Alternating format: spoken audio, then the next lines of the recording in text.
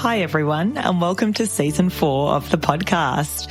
To those of you just joining us, welcome to the Parenthood Pod, where we smash the stigma and struggles experienced by parents. This season, we have so much juicy content ready to hit your ears, and we've transitioned to weekly episodes too. We'll be bringing on guests to share in their struggles. Liv and I will be discussing the trials and tribulations of being Melbourne boy mums of 2 toddlers in our Real Talk segment. And we also have a new segment that we're calling The Vault. This is where you, our community, can contribute to the conversation by telling us what's keeping you up at night. What are you struggling with? Recordings are kept anonymous. They stay in the vault. So to call in, just click on the Vault hotline, which is in our Linktree link in the episode notes, and record your current confession. This is an opportunity for you to be featured on the podcast. We'll use some of the recordings as podcast topics and provide some advice on them. Note, I'm not a trained professional, so advice is unqualified.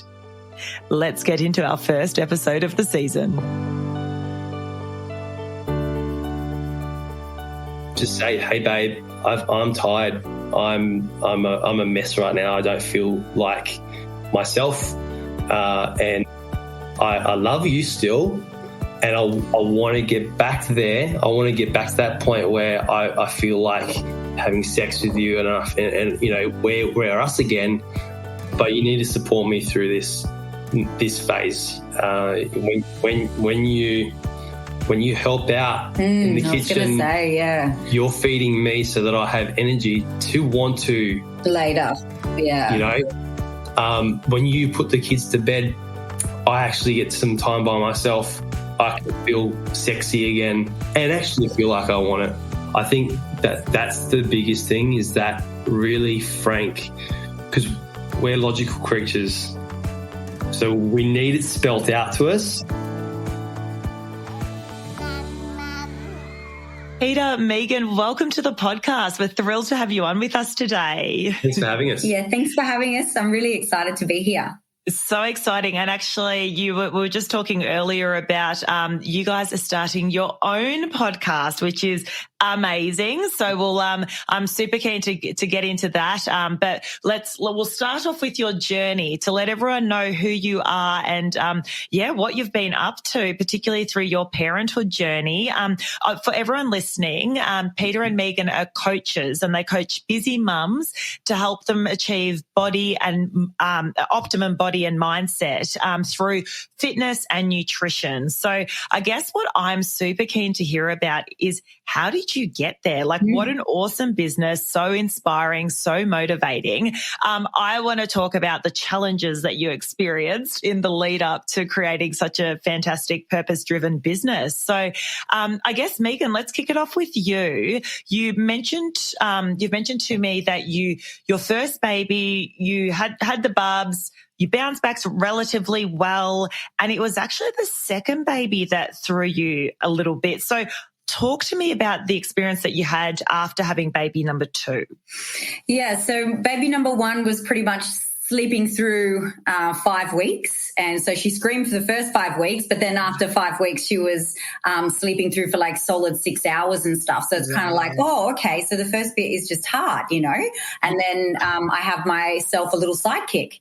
And then the second baby came along, and it was 6 years. It was a big gap. So it was 6 years later, and relatively great pregnancy. You know, we were big advocates on that, staying fit, staying healthy while you're pregnant, and a really quick birth, and thinking, oh, I bounced back from this one as well. Like, I must be some kind of superhero mum, you know, look at me.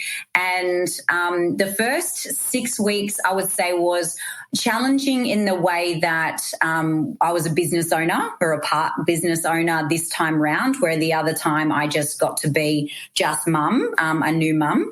And so we had the business. Pete couldn't take any time off. He had to just continue working, but he also decided that the best move for us would be to get another studio that was cheaper rent. So move out of that studio, get into this next studio and renovate this next studio while packing up the old one, while servicing the clients, and then also continuing on his fitness journey as well. Wow. So I made the mistake of thinking, all right, Bubs will be on time. I've got 2 weeks.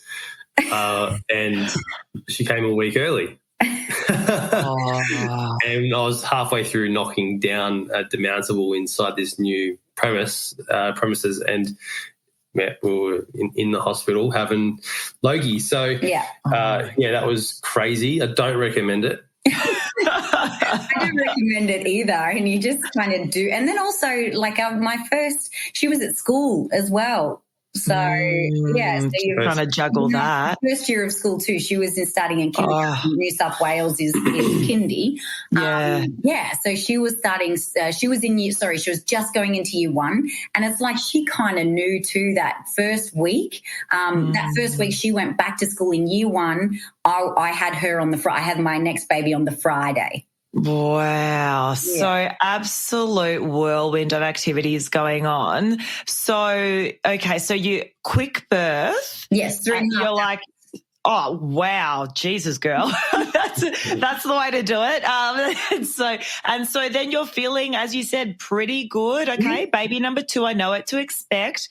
What happened? What were the first 6 weeks like for you? Were they pretty cruisy, or was it already starting to show signs of things going the other way? No. Honestly, the signs weren't showing that things were going the other way in the first 6 weeks. I just thought it's hard, and we have to do what we have to do because of the situation that we're in. And your mind's not fully, like I said, we had a business, so my mind's not 100% at home either. I couldn't switch off. So I felt, I felt guilty for not being able to be a part of the business, which is absolutely ridiculous in hindsight. And then I felt also, so I had her on the Friday, took my first girl to swimming lessons on the Monday, like going out to the hospital on Monday, packed up with the little capsule. And I was like, well, this is what you do. You just carry on. And I don't want Amira to miss out on life either, or miss out on mum. So those were the kinds of weeks.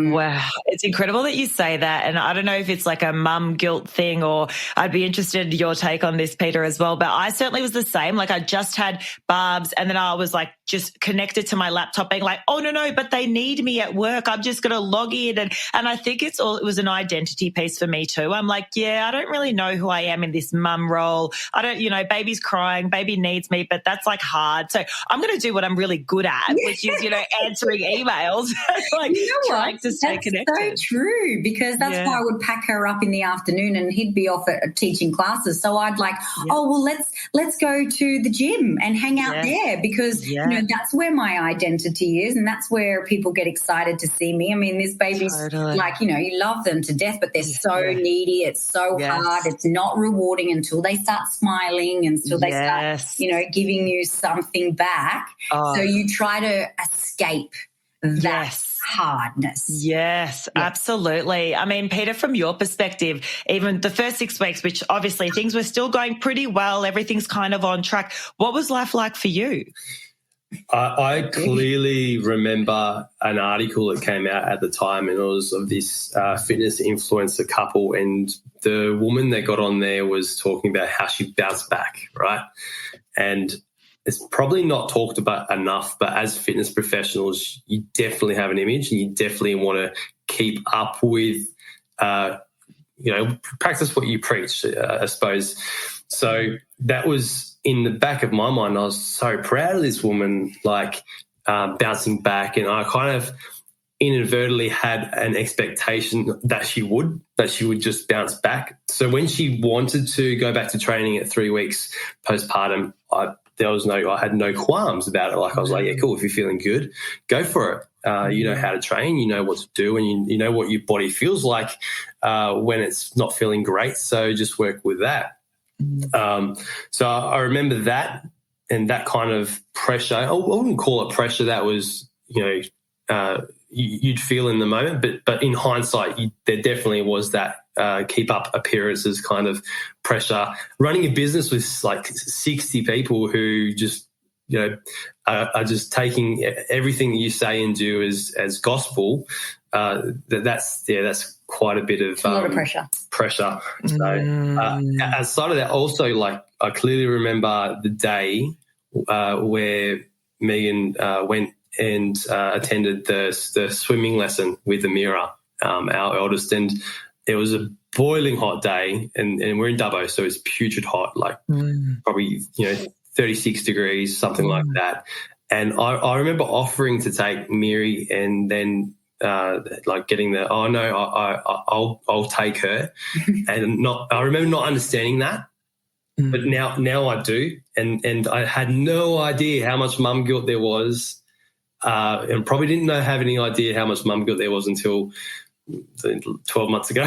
Really? And over that 5 years, the first 5 years of having Logie, we'd had fights, and we'd have fights where Megan would bring up things from that period of time, and it took a while for me to catch on, but eventually have, and realised just how much, I suppose, internal conflict there was for Megan in that aspect, and how that set up the next 18 months.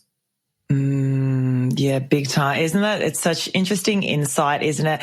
Thinking back then, and as you said, sometimes if you have an argument, things would be brought up. I mean, what were the things? Because I just think it's so important to talk about, because, I mean, so many listeners are sitting there going, yeah, I was resentful to my partner as well. I still am, because of things happen, right? It's like, yeah. So, I mean, what would be like one of the hot buttons you think? Oh, I think the biggest one is me being selfish for going to work in some respects. Like the way that it was, the way that we would fight about it would be this, I was going off to work and having fun, where I wasn't necessarily doing that, but do you know what I mean? Like, definitely. So I can help you with it, because mums do feel this way, that I think a lot of mums will agree that men or dads get to carry on with their life. Yeah. It's mums that change, and like you talked about identity, you start questioning, well, who am I? I know that I'm a mum, and you love being a mum, and you've got all this love for it, but at the same time, you don't have the freedom. I'll talk about that in any instance. A dad has so much freedom. Not a lot changes for them, and then they can. And I suppose, like, on the other flip side, I'm sure he will say, it's hard for him to leave and miss out on all the stuff that's happening at home. And so I think the selfish thing that you're talking about is like the fights that we would have would be the fact that he still got up at 4 a.m. in the morning to do his own training, and then he would go, like, quickly race home, help whatever he could, then go back to work, and then come back, do a little whatever he could, and then go back to work. And it was like this. And I think there was resentment in the way that he still carried on with his goals. Yeah, instead of like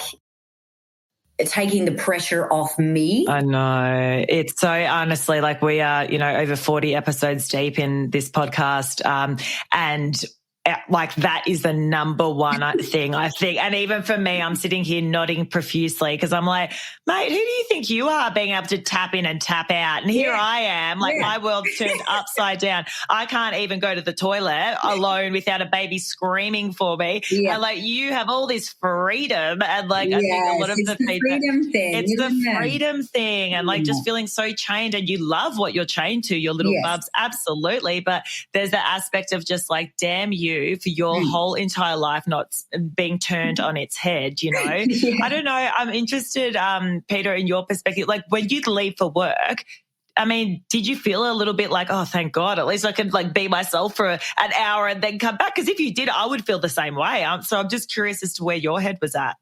I'm I grew up with like a single mum. I've been around young sisters, so I definitely wasn't escaping. I pine over these girls, and I still do. So I don't think I was getting relief from going, but from my perspective, I came into the birth, like in the lead up to, I was like, all right, I'm going to be a dad now. Like for context purposes, our eldest is my stepdaughter. She's my daughter though. But having Logie come along was like, this one's flesh and blood. This one's 100% responsibility. I've got to step my game up. Like I've got to, get myself into shape, make sure that I look the part, be the best example for the dads that are in the group, all that sort of stuff. So I made the decision that, well, heck, we're going to be up anyway with this baby. I may as well go at 4 a.m., train before the client so that I can be there at the other times, like come home straight after our 6:30 session and take Logie out of the room for the next couple of hours while Megan slept. Like that's where my head was. And I was in this little bubble. I thought I was the best dad on the planet. if I go back through my Facebook, I'm sure I would like see the cringiest posts. Absolutely cringeworthy posts. We do see the cringy posts. We both. Oh, so cute. It's the excitement of it all too. So I want to throw it back to you, Megan. So let's talk about when things shifted for you. So you're carrying on, happy days, doing my training 3 weeks out of giving birth. I mean, like hashtag impressive right there. Yeah. But and then what happened? So probably we moved at this when she was 6 months. So we moved from a different house to the next house. And I think her sleep regression is what they call it, got worse. And so from about there, I got really tired by 8 months. But I was still, it was intense. Like it was the amount of exercise that I was doing when I think back now that was not helping. She wasn't sleeping. We were trying to swap shifts and all that kind of thing. By 8 months, I stopped breastfeeding because I was 47 kilos and I was so tiny, and I feel like she didn't have the milk there.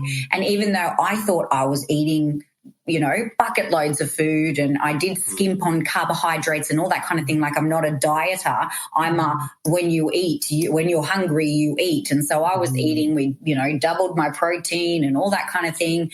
But I felt like there was no milk left in there. So then I stopped breastfeeding, but I still carried on with the other habits until about when she was about 18 months old. And I all of a sudden crashed and burned in the way that I got glandular fever. And my glands swelled up or lymph nodes. I don't know which ones, but they were up here. I couldn't swallow. I'd lost my voice. It was so incredibly painful. I had really, really high temperatures. And I was really scared. I was so scared. I thought, it was Father's Day or whatever. That was Father's Day, and I didn't want to go into the cafe, which is very rare for me because I'm such a social person. I'm such an outing person, and I was like, I'm sick. And so I went to the doctors. The doctor is little Asian doctor. She was so cute, this little Chinese doctor. She took one look at me and skipped me through the line and brought me in and said to me, she did my blood work. She said that my iron levels are in the 2, and so I'm at the lowest that you can be. And she said, if you don't stop what you're currently doing right now, you are going to get very, very sick. And that was the worst. That was the worst moment, because then I can't be there for Miri, I can't be there for Logie, and I can't be there for Pete. I can't be there for the business either. All for yourself, right? Like as in, all for myself. Like I'm not. I actually felt like a fraud. Quite honest. Why do you say that? Why a fraud? because I was supposed to be the health expert. You know, I was supposed to be fit mum. And here I am trying to set the example and practice what I preach for every other mum out there. And I couldn't even do that for myself. So, yeah, it's so incredible. And what I'm hearing is like, it sounds like there's so much pressure, I guess, perhaps that, you know, you guys and people maybe in the industry who are doing really well, like you guys are too, that you put on yourselves to be, as you said, that inspiring figure that everyone's going to look at and go, oh, wow, if she's doing it that way, or if he's doing it that way, I'm going to follow suit and I'll be this healthy, optimum, you know, best version of myself person. And I wonder if it's also, that the industry that you play in, it just, because I don't post on Instagram. I guess I never post about nutrition or anything like that. So I don't feel the same pressure. Do you think? Yeah, I mean, I know you were talking about it earlier. Off. I had to have time off from the industry, and I actually questioned: is that what I wanted? Is that what I want for me? And that pressure. So I had to take a big break before I came back. Is that right? Yeah. So it's that perfectionism in you. Yes. And did you notice a build up before you got to that point and they said, whoa, you got to stop? Like, what were the signs you were noticing? So the signs that I should have seen, but I think I was just so sleep deprived and so bogged down, and, you know, that mum fog. It's like a fog before you actually help get better. I was getting sick every couple of weeks. Like I would get body aches, and I also would get cold sores every couple of weeks as well. Terrible skin breakouts, like, because, you know, we would find out later that my nutrition wasn't even getting absorbed because I wasn't recovering at the top end, you know, and we'll talk about that later, like how important sleep and recovery is, because it doesn't matter what else you're doing. If you're not recovering, then nothing's actually getting absorbed. So, I would have terrible breakouts, even though I was eating amazing food, but it wasn't actually doing anything for my body. It was just going straight out, leaving. And stomach issues. So every time I would eat something, like 5 minutes later, I'd have to go to the toilet. And I was just ignoring all of those. Caffeine as well. Like, I did get told by a chiropractor that, or a what are the chiropractors that do like the testing and all that kind of thing? Kinesiology, yeah. So, you know, desperate with getting Logie to sleep, I went and got her like tested at a chiropractor, kinesiology, and he told me I was caffeine intolerant. This is when I was still feeding Logie, and I was like, I'm never going back to you again. I don't need that.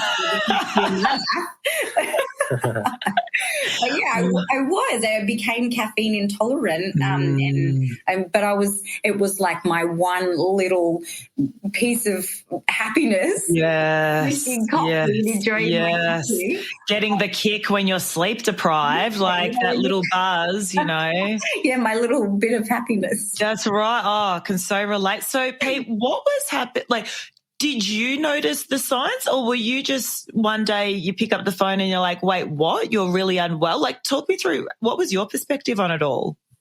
I noticed she was getting sick a fair bit. But the main thing I noticed was the low energy. Yeah. And if I'm being 100% honest, low sex drive too. Yeah. So, you know, as a male who likes to have sex with his now wife, that was a bit of a point of contention, right? But then you also have because I'm in touch with my feminine side. So you have the sympathy and the understanding that, okay, there's a real life stage happening right here. Newborn, not sleeping. So, you know, you're accepting of that, but then, you know, there's moments where, like, I blurted out, you shouldn't be feeling this way. You shouldn't have this this level of energy, you shouldn't be so tired. So that was the kind of asshole moment on my behalf, but that was kind of the startings of figuring out what the hell is going on too in your body.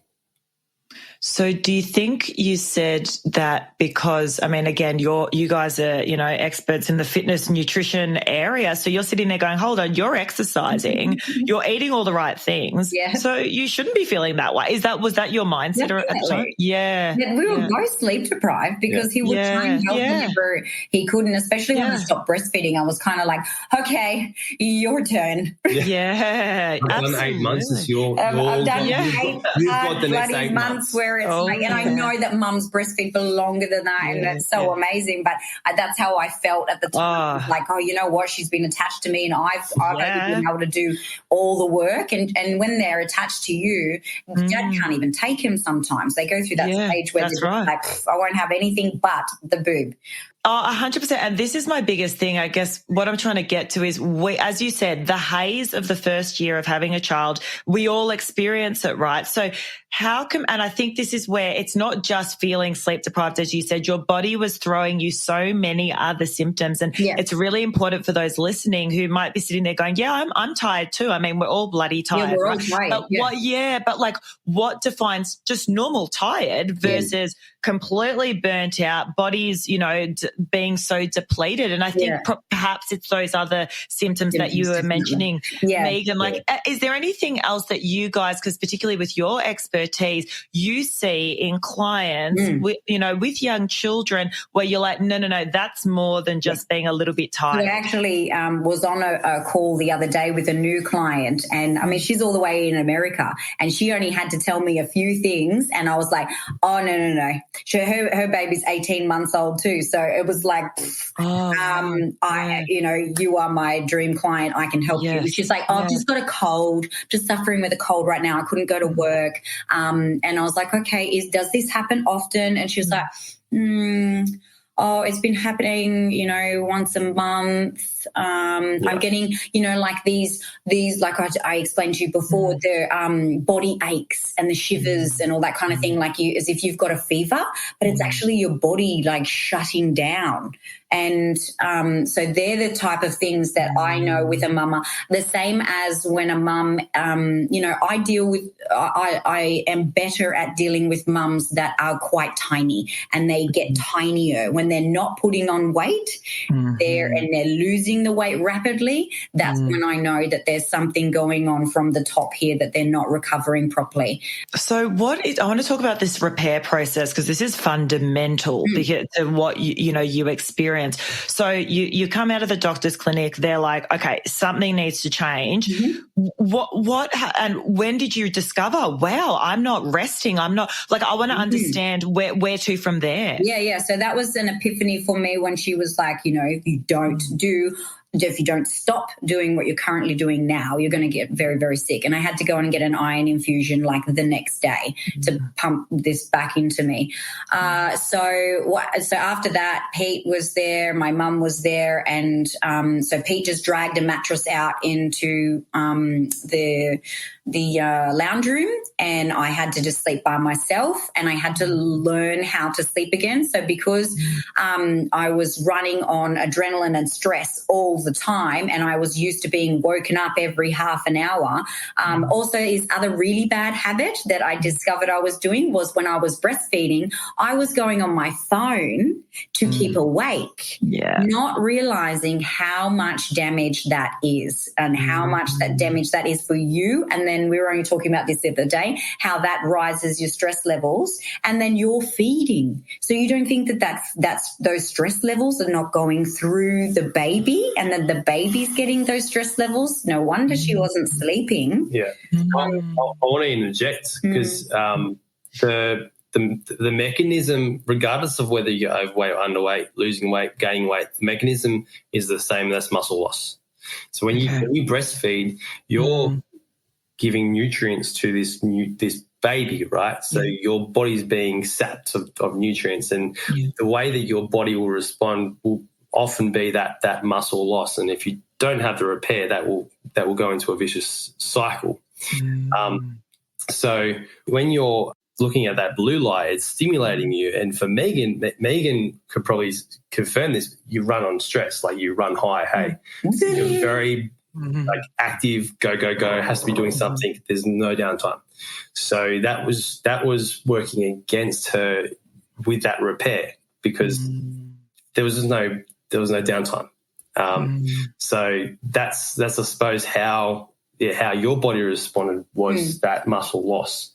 And and that's that's the clear signs that I can see in mums when they come to me as well as those symptoms. So with the repair ritual, so Pete had to get Logie out of the room so I could learn how to sleep again. So I actually couldn't sleep. I was so wired. So I had to get so I still had my phone in the room at this point in time, and I had to get a guided meditation to actually tell me, to intercept those thoughts and to tell me how to fall asleep. And it took me a couple of nights, and then I was like, oh, wow, why haven't I been doing this? I haven't been meditating. I haven't been doing anything that's been so good for my body to rest. When you're stressed out, your body pumps up this cortisol hormone. And cortisol is your stress hormone. It's actually pretty good. Like you're meant to have it to be able to attack the stresses of the day. When it's up and it's just consistently up, it's chronically up. That's no good because you don't get. It's a pump in your body. You have chronic. You have cortisol that goes up, melatonin that goes down to wake you up, and then to go back to sleep. They switch. Melatonin wasn't coming up in Megan, and that's why she had so much trouble going to sleep. But back to that whole breastfeeding and baby thing. If you've got cortisol running through your body, that you're feeding. There's cortisol going into that breast milk. There's cortisol going into the baby on some level. So then you start to wonder, okay, so why is this baby not sleeping? Why is this baby so anxious all the time? And when you asked us, what do we see in mums? Because we aren't in the forest anymore, because we can see the forest from the trees, when a mum says to us, my baby won't sleep, I need to fix my baby, that's the number one thing we see is, holy shit, no, you don't need to fix your baby. Your baby's not the problem. You've got to fix yourself. You've got to get your cortisol levels down. You've got to actually repair your body. Have a repair ritual yourself and have a routine. And a repair ritual. Yeah, a repair ritual, that's what we call it. We have to take care of ourselves first and have our own repair ritual or our own routine to tell ourselves now it's time to wind down and go to sleep. Whether you're feeding or not, whether you're having a baby that wakes you up or not. Yeah, and I think the one thing that jumps into my mind is on that, but I don't have time for a routine. What are you talking about? A ritual? I've got a little kid who I don't know if they're going to wake up in 5 minutes. I don't have time. Don't have time to meditate. Don't have time. So what do you guys say to the people who say I don't have time for a ritual? Well, you've got to make time for a ritual because if you don't, you'll end up like me, and you get very, very sick. It's important to understand as well that you don't need much time. Yeah. It's like 5 minutes, 10 minutes. Is a buffer, and that's the main thing. So because we get mums who say I don't have enough time. We also get mums who say, well, that's my time. Yes, like that's what we get. So we don't get, I don't have time. Yeah. They say, well, that's when I'm scrolling on the phone or I'm having my downtime. Or I'm socialising with friends, playing games. Yes. The thing is it's like a rusty old door. You don't just go and run into the door because you'll probably knock yourself off it, right? If you try and implement a 1 hour long perfect repair ritual from having nothing in place, you're going to have a hard time sticking to it. If you start with 5 minutes of a buffer between being on the phone and then, like, the important thing is you just don't go from screen to pillow. Yeah. There has to be something between that. Yeah. Whether it's a book or it's reading a book or just, meditating, doing a guided meditation. Yeah, either meditating or if meditating is like, if you have mums like that say, I don't have time, and if they're not into meditating, it doesn't have to be that way. We've had a mum client that loves colouring in, that mindfulness colouring in. And that's what she would do for 5 minutes before she went to bed. All right. So we had the repair stage where, Megan, you were saying, okay, so I'm going to relearn to sleep again. What happened after that? Did you progressively get better, or were there other things that you needed to do? So I got the iron infusion. I learned how to sleep again, and I had to actually, again, listen to my intuition. So I would try to go back to working out when I felt good and I felt better.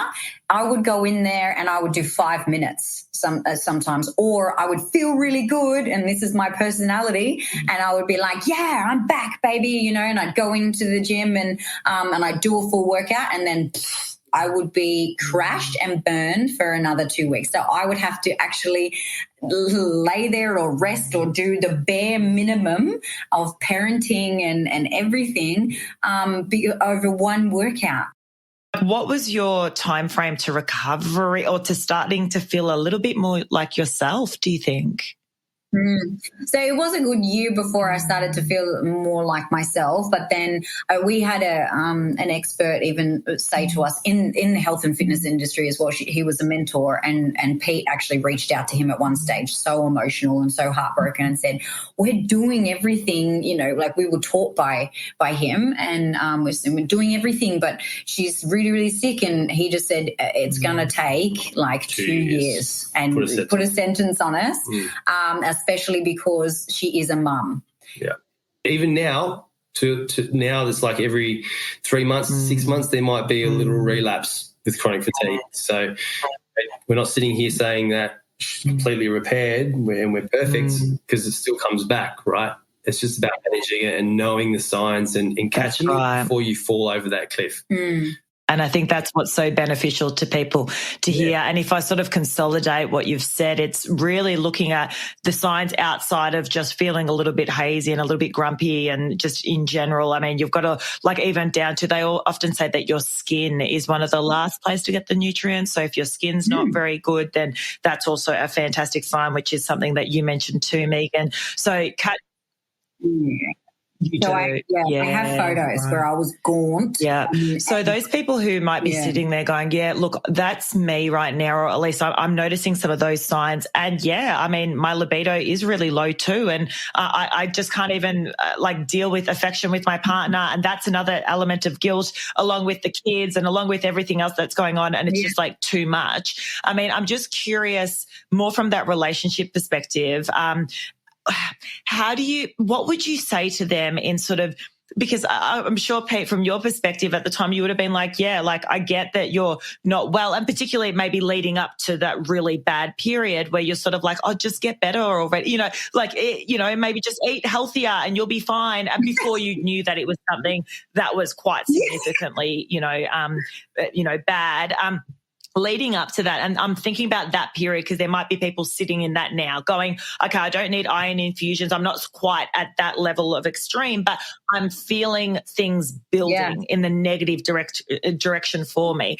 What could you be telling them to appease some of the guilt they might be feeling around how their relationship is? I mean, how could they perhaps better communicate with their partners so their partners don't feel so neglected? I just think it's a really important piece, and I'd love to hear your wisdom on it. Yeah, definitely. So I've even had clients, like mums, coming to me now saying, how do you maintain a good sex life and also have this repair ritual and all the pillars that we teach and all that kind of thing.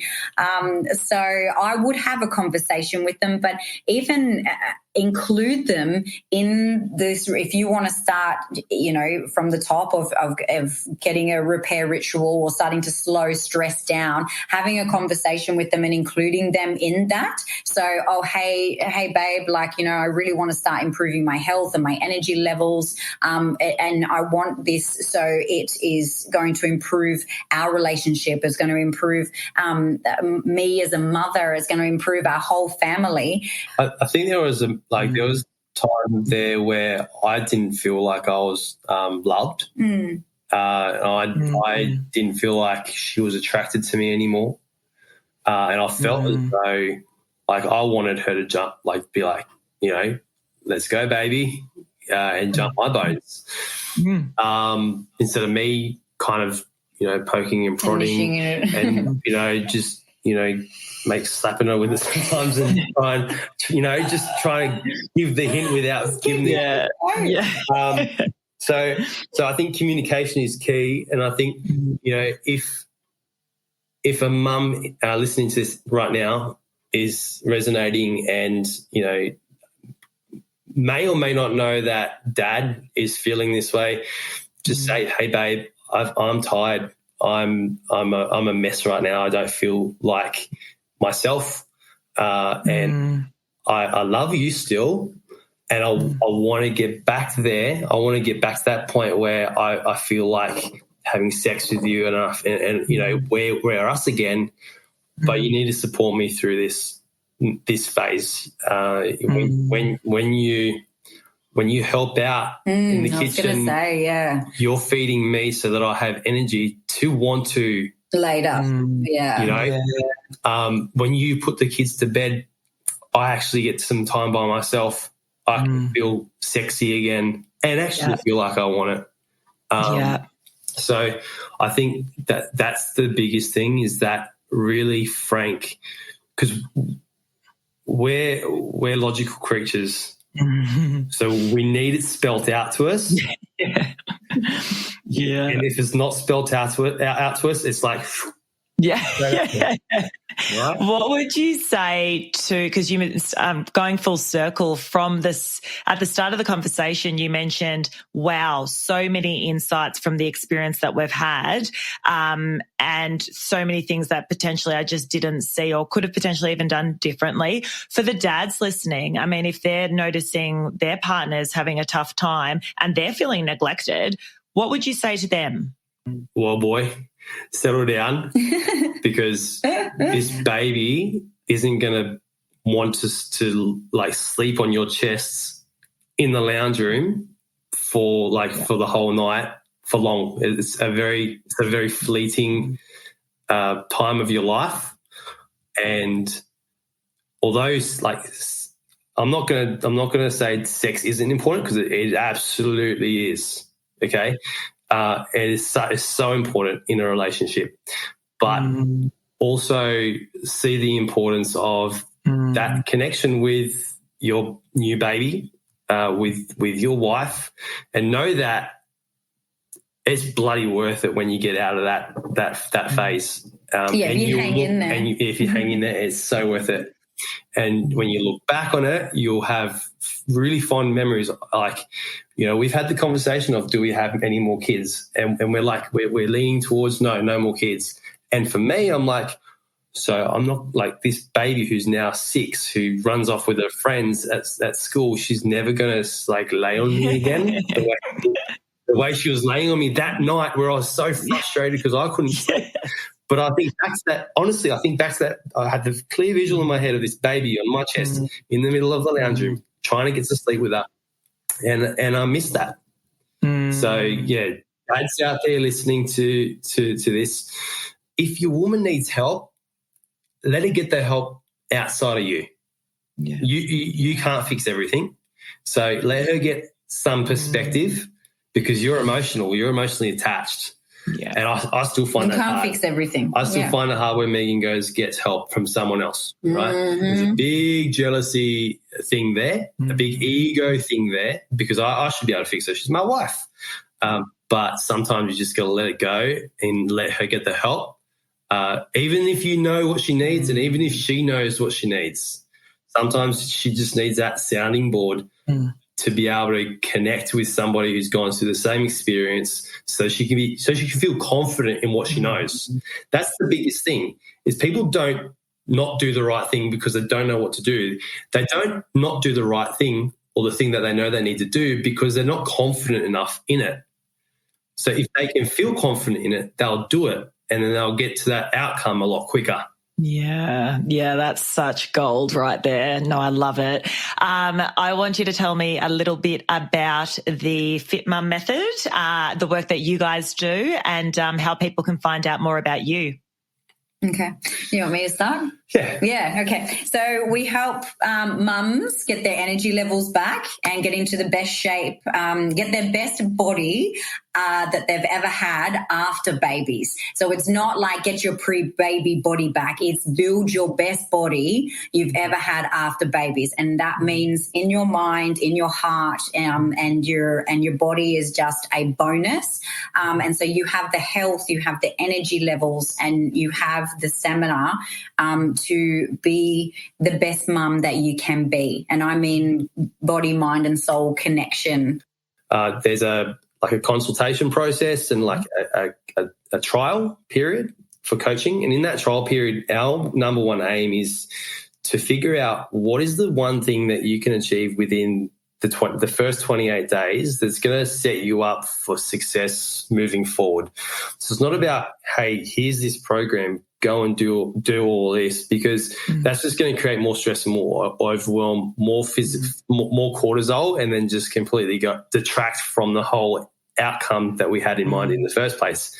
So in the first 28 days, it's all right, let's just assess your metabolism and what it's doing right now. We've got a metabolic classification assessment that we use to figure that out. And most of the time it comes back as poor sleeping habits, which is the number one thing. Stress. And 95% of mums just need to get some kind of ritual in place where they're doing things to help them sleep before bed.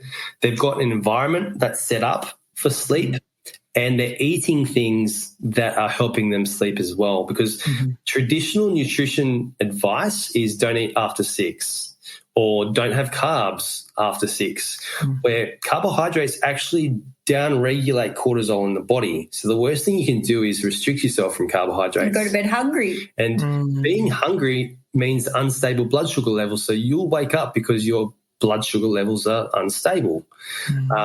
So you need to eat foods that are conducive with repair. So I guide you and I hold your hand through the whole process.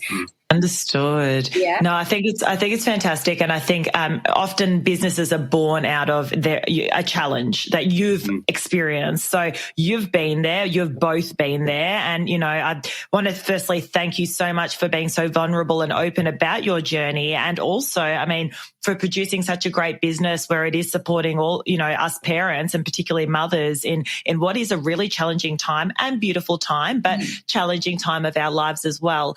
I'm curious. I ask every guest this last question. So I'll start with you, Pete. How has parenthood changed you as a person? Oh, that's a good question. I am a lot clearer on the life that I want to build for us as a family. And I actually had a bit of an epiphany only probably a week ago now, and it's parenthood has given me this compass to which I make decisions. And when I'm going away from what I really want for my daughters or for my wife, parenthood keeps me on track. So rather than chasing, status and respect or money because of a job or because of something like that, a business opportunity or whatever, it always brings me back. And this woman gives me a lot of that. How do I word it? You pull me back on track. Like you kick me in the ass. You kick me in the ass, yeah. I love it. I love it. What about you, Megan? I absolutely adore being a mum and those girls, and I'm always questioning how can I do better and how can I support these girls? What's the best thing for them? What's the priority? I suppose that's how it's changed me. Yeah. And so I want to sit around at the dinner table or go on holidays when we're older and they have kids themselves and be like, yeah, mum tried her best to give them us the best possible start and to turn us into awesome humans. It's almost like that benchmark, isn't it? It's finally not that your own internal motivation isn't great enough. However, this is from my perspective, at least, knowing that there's other people that you want to be your best version of yourself for, it just gives you that extra bit of motivation, doesn't it? Yeah. Well, guys, thank you so much again for your time and for your contribution today. It's been an absolute pleasure chatting. So thank you. See ya. Bye. Thanks for listening. If you enjoyed this episode, be sure to subscribe, leave us a review, and share it with your friends. Want to contribute to the conversation? Hit us up on Instagram @ParenthoodPod. Until next time.